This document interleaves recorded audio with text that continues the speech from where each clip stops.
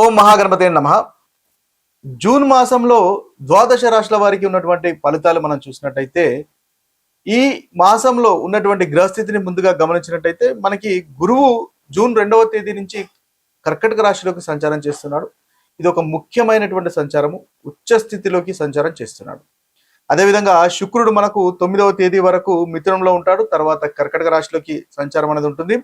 రవి మనకు 15 వరకు దాదాపు వృషభ రాశిలో సంచారము, తర్వాత మనకి మిథున రాశిలో సంచారం అనేది ఉంటుంది. కుజుడు దాదాపు జూన్ 20 వరకు మేషరాశిలో సంచారము, తర్వాత వృషభ రాశిలో సంచారం. బుధుడు వచ్చేసి జూన్ 2 వరకు మిథున రాశిలో సంచారము, ఆ తర్వాత కర్కటక రాశిలో సంచారం అనేది ఉంటుంది. శని మీన రాశిలోను, రాహు కుంభరాశిలోను, కేతు సింహరాశిలోను సంచారం ఉంటుంది. ఇది స్థూలంగా ఈ యొక్క మాసంలో ఉన్నటువంటి గ్రహస్థితి. ఈ గ్రహస్థితిని ఆధారంగా చేసుకొని మనకి ద్వాదశ రాశుల వారికి ఎలాంటి ఫలితాలు కలుగుతున్నాయో చూద్దాం. మిథున రాశి వారికి జూన్ మాసంలో ఉన్నటువంటి మాస ఫలితాలు కనుక మనం చూసినట్టయితే, ముందుగా ఈ రాశి వారికి ఉన్నటువంటి అనుకూలమైనటువంటి గ్రహాలు కనుక చూసినట్టయితే, కుజుడు జూన్ 1 నుంచి 20వ తారీఖు వరకు చక్కటి అనుకూలమైనటువంటి సంచారం కలగజేస్తున్నాడు. ఇక శుక్రుడు ఈ రాశి వారికి చాలా చక్కగా ఉన్నాడు. ఒకటవ స్థానము, 2వ స్థానంలో సంచారము అనుకూలంగా ఉన్నాడు. ఇక కేతువు కూడా వీరికి 3వ స్థానంలో సంచారం చేస్తున్నాడు కాబట్టి కేతువు కూడా వీరికి అనుకూలంగా ఉన్నాడు.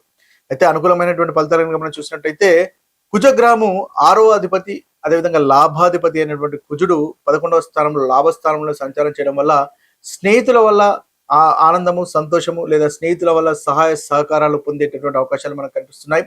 ప్రాపర్టీ విషయంలోను, ప్లేస్ కి సంబంధించిన విషయంలోను, వాహనానికి సంబంధించిన విషయంలోను మనకి ఈ రాశి వారికి, ముఖ్యంగా మిథున రాశి వారికి అనుకూలంగా ఉంటుంది. అయితే వీరికి ముఖ్యంగా లాభస్థానం కాబట్టి లాభాలు అనేవి మిథున రాశి వారికి కనిపిస్తున్నాయి. 6వ అధిపతి కాబట్టి వృత్తికి సంబంధించిన విషయాల్లో చక్కటి లాభాలు మనకు ఉంటాయి. శుక్రుడు వీరికి 5వ అధిపతి, 12వ అధిపతి 1వ స్థానంలో సంచారం చేయడము, అదేవిధంగా 2వ స్థానంలో సంచారం చేయడం వల్ల ప్రేమ వ్యవహారాలు అనుకూలంగా మనకి మిథున రాశి వారికి కనిపిస్తున్నాయి. అదేవిధంగా ఆకర్షణ, ప్రేమ ఉంటుంది. ధనలాభానికి సంబంధించిన విషయాల్లో అనుకూలత ఉంటుంది. దాంపత్య జీవితంలో అనుకూలత అనేది, సౌఖ్యము అనేది ఈ యొక్క సమయంలో శుక్రుని వల్ల కలుగుతుంది.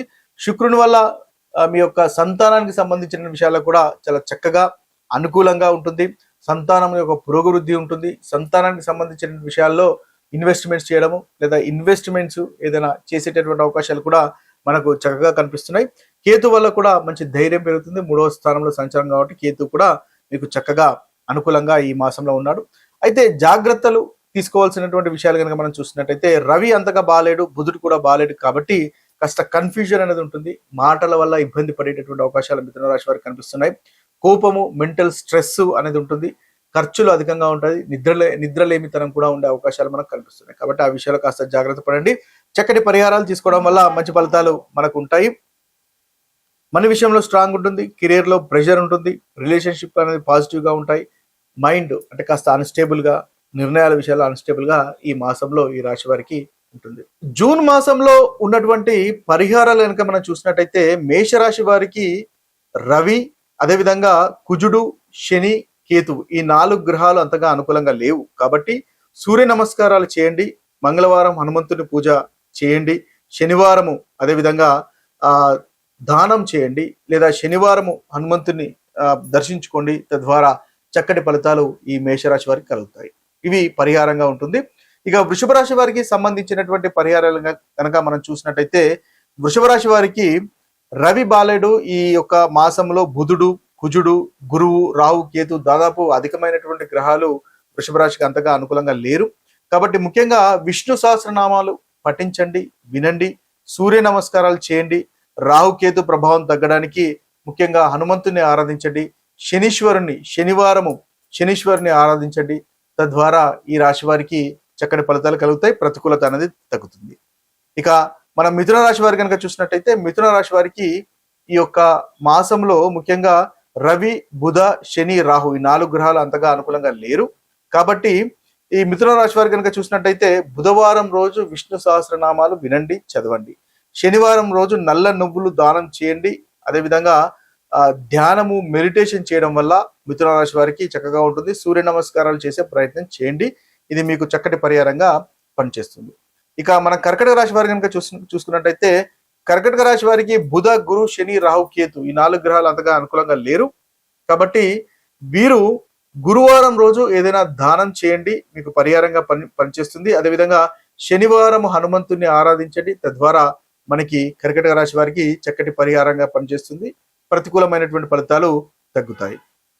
ఇక సింహరాశి వారి కనుక చూసినట్టయితే సింహరాశి వారికి మనకి బుధుడు, కుజుడు, గురు, శని, రాహు, కేతు ఈ గ్రహాలు అంతగా అనుకూలంగా లేరు. కాబట్టి మంగళవారం రోజు హనుమంతుని ఆరాధించండి, చక్కటి ఫలితాలు కలుగుతాయి. లేదా సుబ్రహ్మణ్య స్వామిని ఆరాధించండి. అది ఈ సింహరాశి వారికి ఈ యొక్క మాసంలో మంచి పరిహారంగా మీకు కలుగుతుంది. ప్రతికూలమైనటువంటి ఫలితాలు తగ్గుతాయి. ఇక కన్యారాశి వారి కనుక చూసినట్టయితే కన్యారాశి వారికి రవి, కుజ, శుక్ర, శని, కేతువులు అంతగా అనుకూలంగా లేరు. ప్రతిరోజు సూర్య నమస్కారం చేయండి. అదేవిధంగా మంగళవారం హనుమంతుని పూజ చేయండి, శుక్రవారము లక్ష్మీ పూజ చేయండి.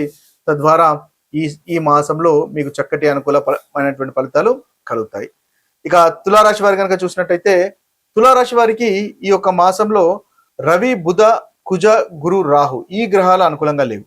కాబట్టి ఈ అనుకూలంగా లేని గ్రహాలకు మనము పరిహారాలు చేసుకోవాలి. కాబట్టి ముఖ్యంగా విష్ణు సహస్రనామాలు వినండి, విష్ణు ఆరాధించండి.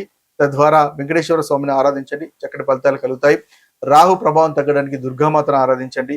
శనివారం హనుమంతుని పూజించినట్టయితే మంచి ఫలితాలు, ఇంట్లోనే చేసుకున్నట్టయితే చక్కటి ఫలితాలు మనకు తులారాశి వారికి ఈ మాసంలో కలుగుతాయి. ఇక వృశ్చిక రాశి వారి యొక్క ఫలితాలు కనుక మనము పరిహారాలు చూసినట్టయితే వృశ్చిక రాశి వారికి రవి, బుధ, శని, రాహు, కేతువులు ఈ గ్రహాలు ఈ యొక్క మనకి ఈ యొక్క సమయంలో అనుకూలంగా లేరు. కాబట్టి మీరు ప్రతిరోజు సూర్య నమస్కారం చేయండి. బుధవారము విష్ణు సహస్రనామం చేయండి, తద్వారా మంచి ఫలితాలు కలుగుతాయి. శనివారం హనుమంతుని ఆరాధించండి, తద్వారా కూడా మనకు వృశ్చిక రాశి వారికి చక్కటి పరిహారంగా ఈ యొక్క మాసంలో ఉంటుంది. ఇక ధనుసు రాశి వారి కనుక చూసినట్టయితే ధనుసు రాశి వారికి బుధ, శుక్ర, గురు, శని, కేతువులకు సంబంధించినటువంటి పరిహారాలు చేసుకోవడం ఉత్తమం. వీరికి లక్ష్మీ పూజ చేసుకోండి. అదేవిధంగా గురునికి సంబంధించినటువంటి జపము లేదా దత్తాత్రేయుని ఆరాధించండి. ఈ మాసంలో చక్కగా మకర రాశి వారికి ఉంటుంది. ముఖ్యంగా హనుమంతుని ఆరాధించినా కూడా మీకు చక్కటి మంచి ఫలితాలు ఈ యొక్క మాసంలో కలుగుతాయి. ఇక కుంభరాశి వారి కనుక చూసినట్టయితే కుంభరాశి వారికి రవి, గురువు, శని, రాహు, కేతు ఈ 5 గ్రహాలు అంతగా అనుకూలంగా లేవు. కాబట్టి కుంభరాశి వారికి ప్రతిరోజు సూర్య నమస్కారం చేయండి. అదేవిధంగా గురువారం ఏదైనా దానం చేయండి. శనివారము హనుమంతుని ఆరాధించండి. మీనరాశి వారికి సూర్యుడు, బుధుడు, కుజుడు, శని, రాహు ఈ గ్రహాలు అంతగా అనుకూలంగా లేరు. కాబట్టి ఈ రాశి వారు ప్రతిరోజు సూర్య నమస్కారం చేయండి. ప్రతి మంగళవారం హనుమంతుని ఆరాధించండి. తద్వారా ఈ మాసంలో జూన్ మాసంలో చక్కటి అనుకూలమైనటువంటి ఫలితాలు కలుగుతాయి. ఇవి స్థూలంగా మీకున్నటువంటి ఈ జూన్ మాసంలో ఉన్నటువంటి ఫలితాలు, అదేవిధంగా పరిహారాలు. మరొక వీడియోలో మరొక రాశి ఫలితాలతో కలుద్దాము. అంతవరకు సెలవు. సర్వే జన సుఖినో భవంతు. సర్వే సుజన సుఖినో భవంతు. నమస్తే.